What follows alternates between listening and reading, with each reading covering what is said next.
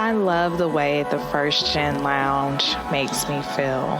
Because it creates a space where I belong. Where we're able to create community. The fact that it's a community. It's a safe place. It also gives me a place to understand different perspectives. The stories of these individuals prescribe transformational perspective. I receive encouragement, enlightenment, empowerment. And also serve as a catalyst to just keep going. Where we're able to be our true selves. I'm allowed to be an unapologetic first gen. And above all else, tell our story. And every episode is unique. I love it. I'm your host, Dr. Eve, and I'd like to welcome you to the First Gen Lounge. Beautiful people across the world and new friends, what's up? I have with us today somebody who just out here doing it, like not even kind of sort of doing it, but like doing it like podcast host, entrepreneur, professor, like author. Like, I'm just trying to figure out what she don't do. You know, she's a wife. She's so many things, but most importantly, she's a devastating diva. So, you know, I'm biased right now. But I'm so glad to have, you know, Alicia Tetteh. I said it right, the Tetteh. Yeah, with us today, who's just really just brilliant in all of her ways. And we're definitely going to tell you more about her, the parts that I ain't already told. So, Sora, what's up?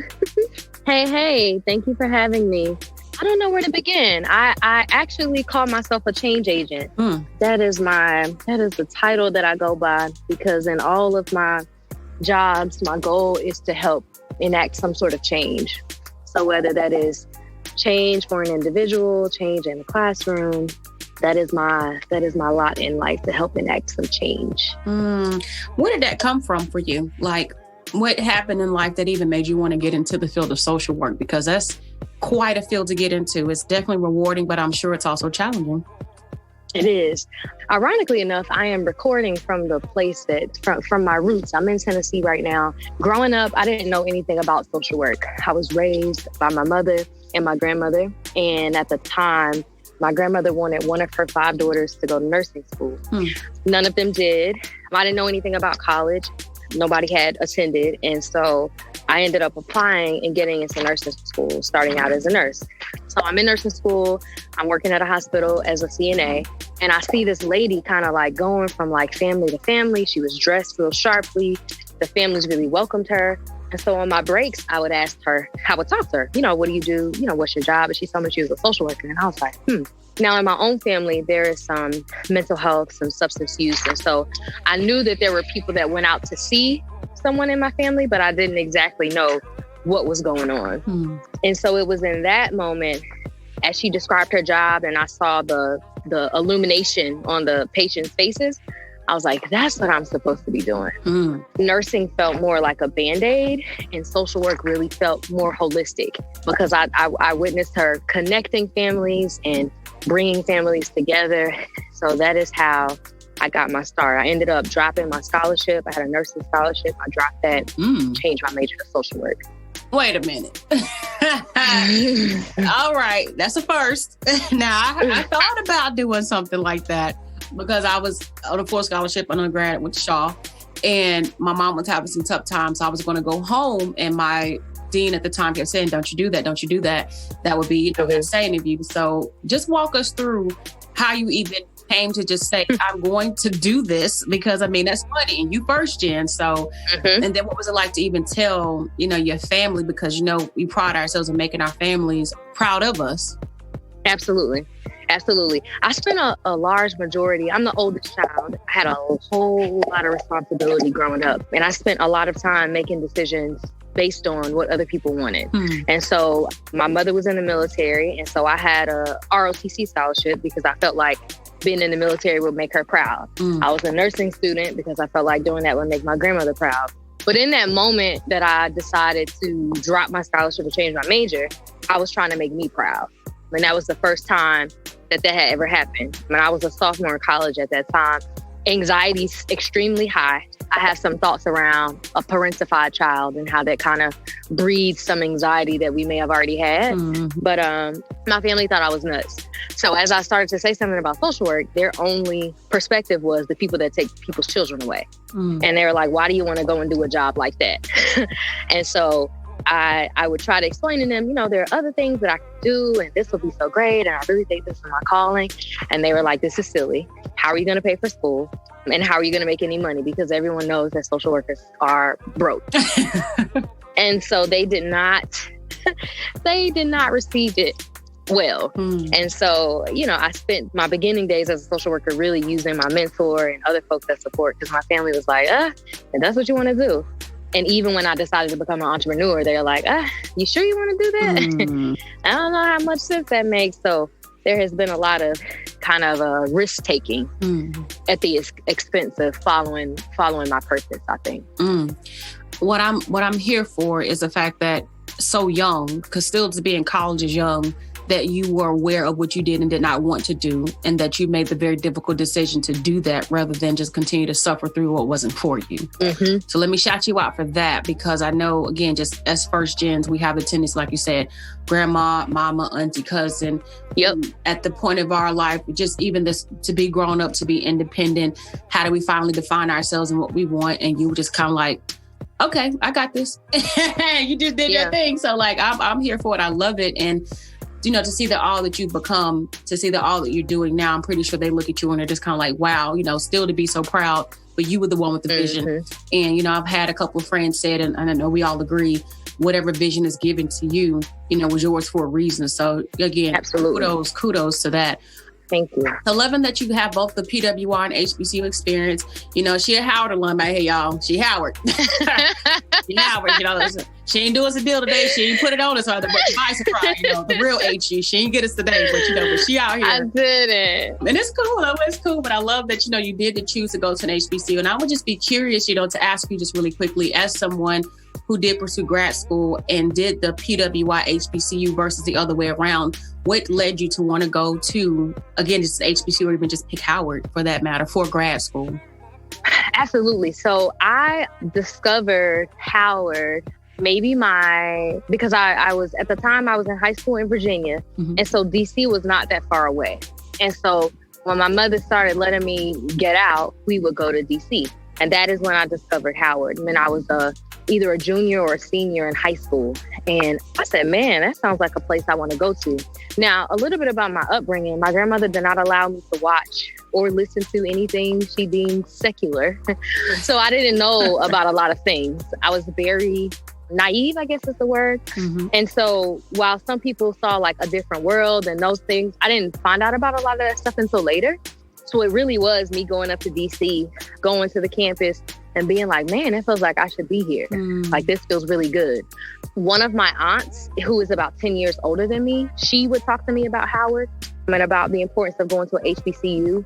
And I actually got into Howard for undergrad, but they weren't offering the same scholarship amount as VCU. And so I said, I'll take VCU. And so when I got the opportunity to go again, that is how I decided. I've had an experience at a predominantly white school. It was amazing, to be honest with you. VCU treated me very well. I pledged a great sorority at VCU. And then when I had the opportunity to get a historically Black college experience, I decided, let's do that. I love that. I love the balance. And I really love to hear actually, that VCU treated you right. Because that's not something that comes out of the mouths of minorities too often about predominantly white institutions, that it was a good time. Because we look at the retention and, the persistence of students of color, especially, and then to be somebody who's first gen. So again, shout out to VCU. And actually, I have had an opportunity to work with VCU and working with some of their first gen programs. So it's, to know that and to see the people and how they're working and putting initiatives behind supporting their students. I'm just kind of like, a round of applause. Yeah, I'm loving that. Absolutely. I'm loving that. Absolutely. So, considering the fact that you did go through, undergrad, grad school, you knew that the profession itself may not make you money. You still decided to go ahead and say, well, I'm going to open up my own private practice.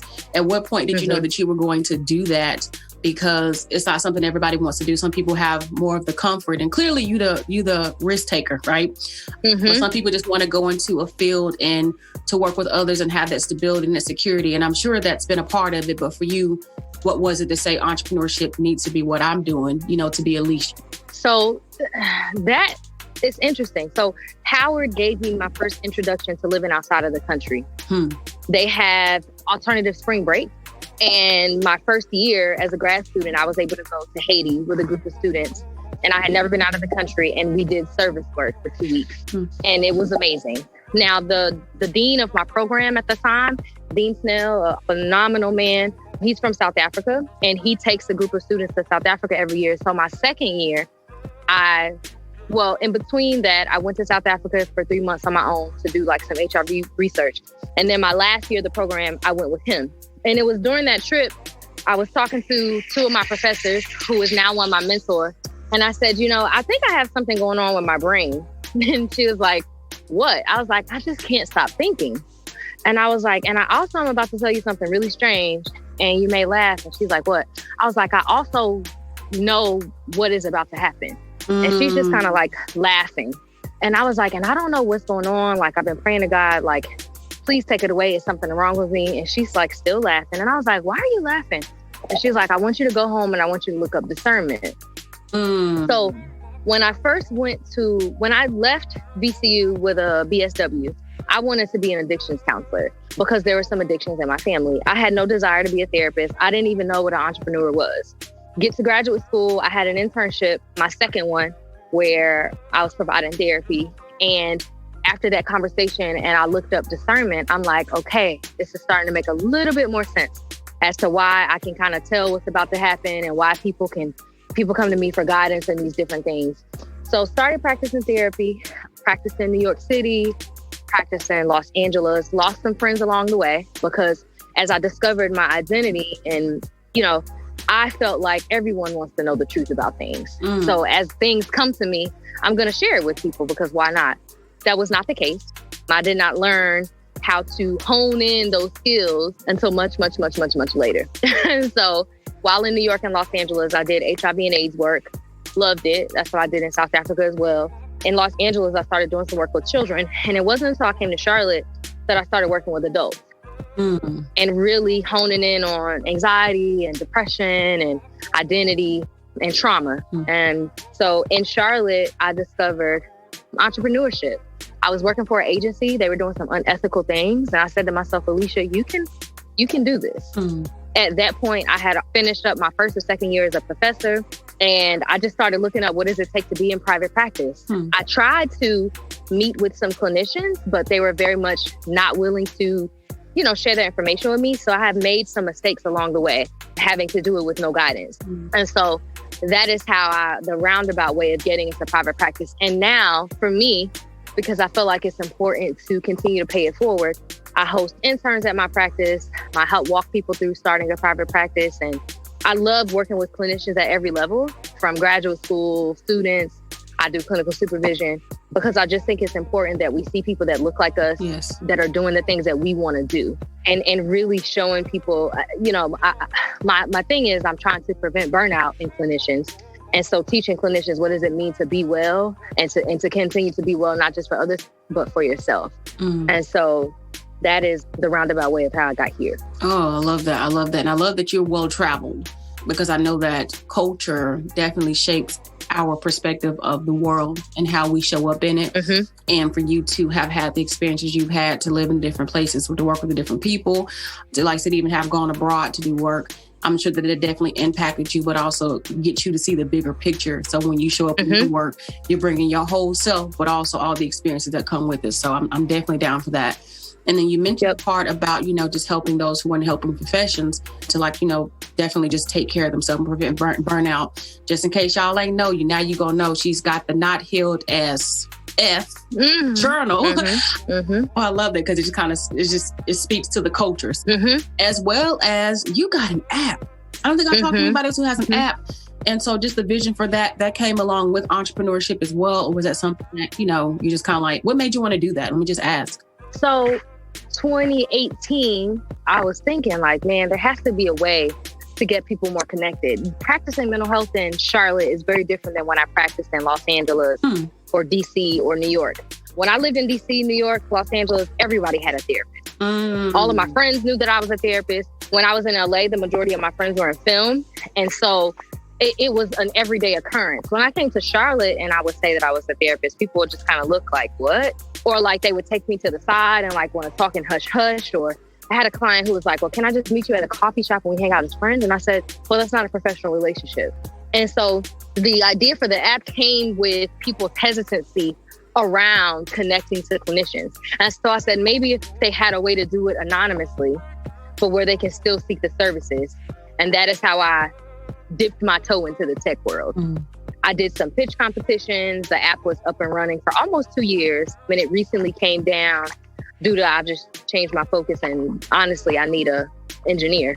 But every now and again, I'll do little things with some investors around different ways to get people to talk about mental health, because ultimately I want us to treat our mental health like we treat our medical health. So even if I'm not the therapist for you, what I want for people is to be well and to connect and get that healing in the best way that they need. And so everywhere that I go, I'm just really preaching this idea of it's okay to not be okay. And, you know, the thing I appreciate the most is that you're just very creative in your approach to being able to serve. So you're not looking at this just from a one-sided perspective that you just have to be a speaker. Because, you know, a lot of people want to be a speaker. I want to be a speaker. I am one. But it's like, you know, between speaking, it's like, how are other ways that I can serve? Even if it's through a journal, if it's through an app, you know, if it's through just being a professor and showing up in the spaces to be able to help those, like your vision and your idea about it is really cool. And you said something about just kind of coming to Charlotte. And I hate that it had to be Charlotte because that's home for me.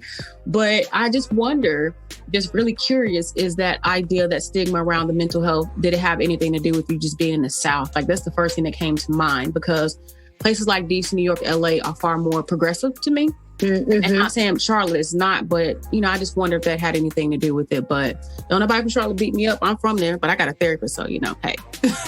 Yeah. And again, I love Charlotte. I you know, my home is there. I started my family there. My business is there. Yeah. But when I first got here, I was received very differently. Even in the churches that I attended, I would go up to the pastors because I like to be involved wherever I am. Yeah. And to me, when you move somewhere, you get connected. So, you know, I get together with my chapter. I find me a church. I find me a gym. That's how when it's time for me to relocate, you want to get connected so you can be rooted in a place.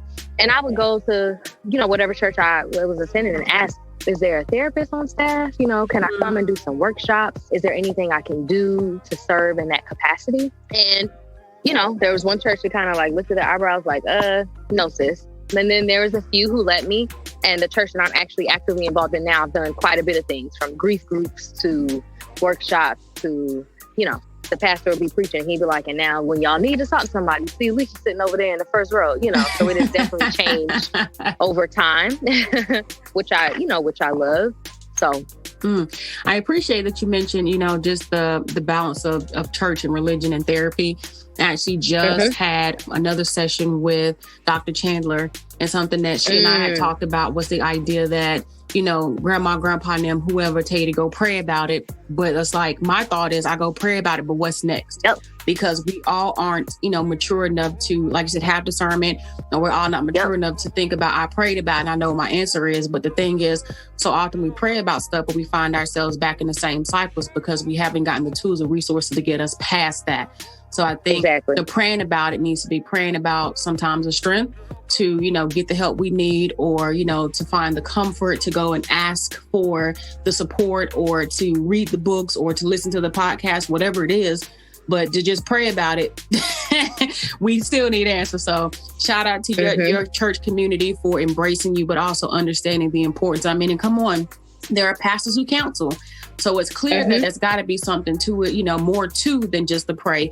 And my mom used to say all the time, you know, God created everything. So if he created everything and I need something, I should take advantage of that, because he helped the people. He created it. Yeah, he helped the people, you know, to walk into their professions, and he trained them. So I was like, when my mom said that one day, I was like, oh, goodness. So I was like, let me stop complaining about stuff and just kind of get to it. So I love that. I love that. So of all the things, especially just as an entrepreneur, and I just wanted to sit here with you because I love that you are a married, Black woman, well-educated, well-traveled. You have children, like you got twins at that.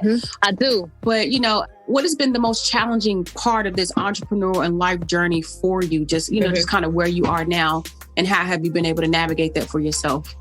Hands down, being a wife. Being a wife is the hardest job that I have. Yeah. And it is one of the most rewarding. You so honest. But I am. That is my most difficult job. That is my most difficult job, because when you decide to go in partnership, that means you decide to every day get up and look in a mirror. Yes. Because your partner is always going to be a reflection of who you truly are. So when I am outside of my home, I am all these things. I am Professor Tetteh. I'm Miss Alicia. I'm also in a doctorate program. So I'm a student outside of the home, and I can be all these different things. But when I'm at home, I cannot hide behind the titles. All of those things don't matter. It is at home that I truly am faced with, this is who you are. Now, this is who you may try to be outside of here, but this is who you are, and being able to sit with that. And so marriage is, it teaches and grows me daily. Being a mother is quite a journey. I never envisioned being married with children. So being married with 3 children is quite a ride, but a lot of fun.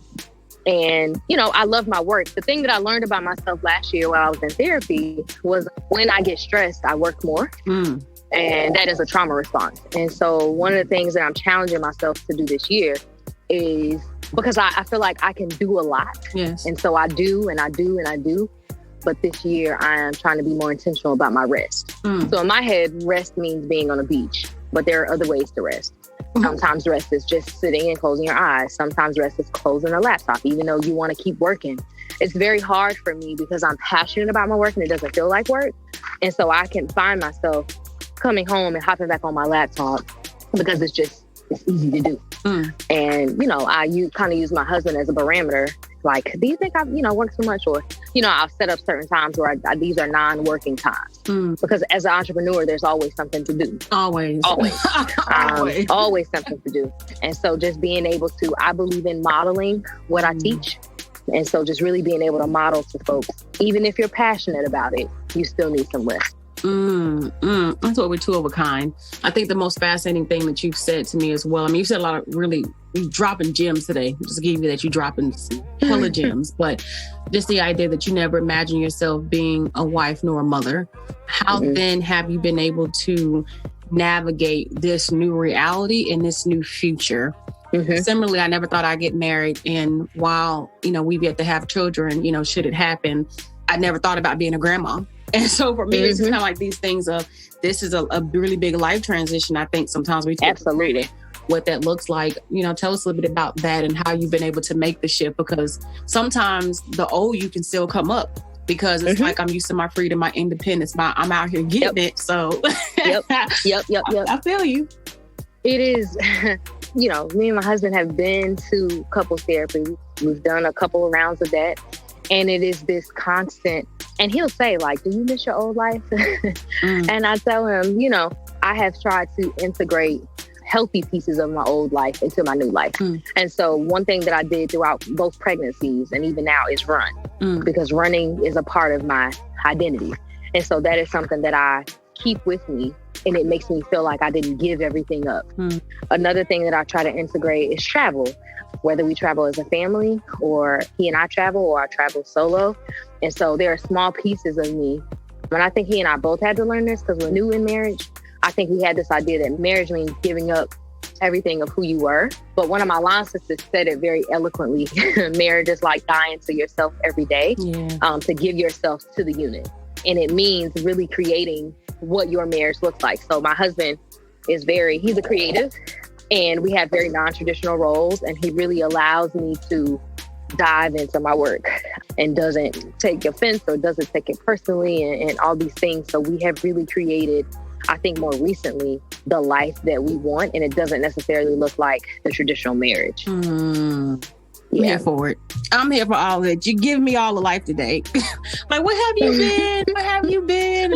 But, we've crossed paths now, so that's all that matters. But it's just a lot of things resonate to be ambitious. I'm grateful to have a husband who allows me to be that way as well. And when people say allows you, there's some people out there who like, the idea of allow, like their husband's like, I'm not going for that.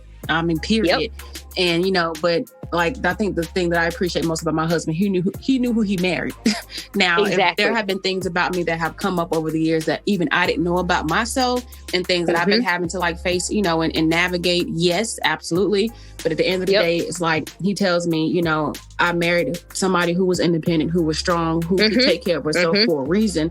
And so I'm just like, all right, well then go get it, mama. Go get it. And he's there to cheer me on and be the balance and be the sounding board. But I like you said, the idea of non-traditional, my husband cooks significantly better than I do. We all know that. Mine does too. Yeah, amen. So it's kind of like, him being okay with helping take care of us in a way that, Eve, that's your job, and I'll just be honest, it's not that he's even emasculated by this. He washes our clothes for us. And I appreciate that, because he know if stuff got to get done, he gonna do it. So shout out to these non-traditional husbands out here. My husband too. Amen. Yep. Look, we winning, sis. We winning. Definitely. Because it's nothing like being married to somebody who lets you be yourself. So I'll say that. So I love it. So before you leave us, again, it's just so many things that we can talk about. So I'm like, we don't have to bring you back. We're going to have to talk again. What is the piece of advice or words of wisdom that you would like to leave us with? I think as of recently, I was talking to my husband about this today. I have anxiety, diagnosed anxiety. And so I'm always figuring out ways to manage that anxiety. And I really want to leave with people. Sometimes you have to let go of the life you envision to really appreciate the life that you have.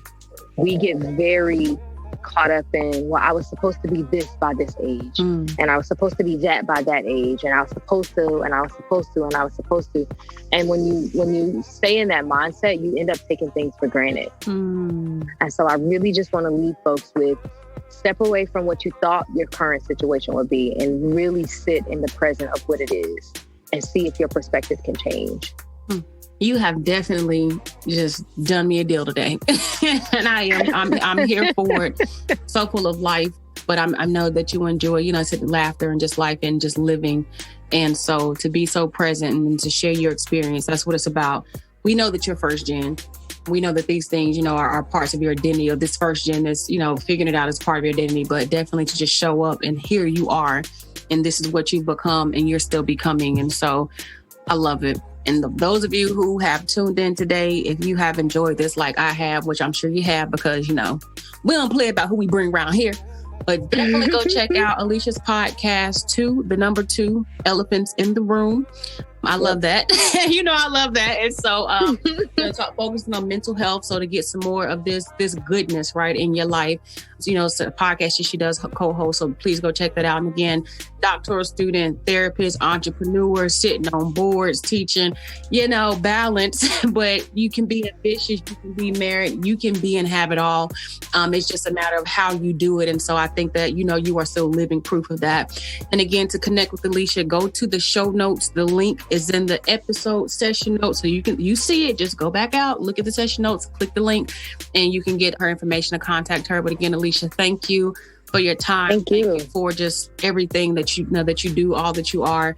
I have truly enjoyed this, and I hope that you will come back one day for the round 2 of like, where we at now? Absolutely. Good stuff. All right. Well, take care of yourself and best of luck. And again, just thank you for being a part of this family. Thank you.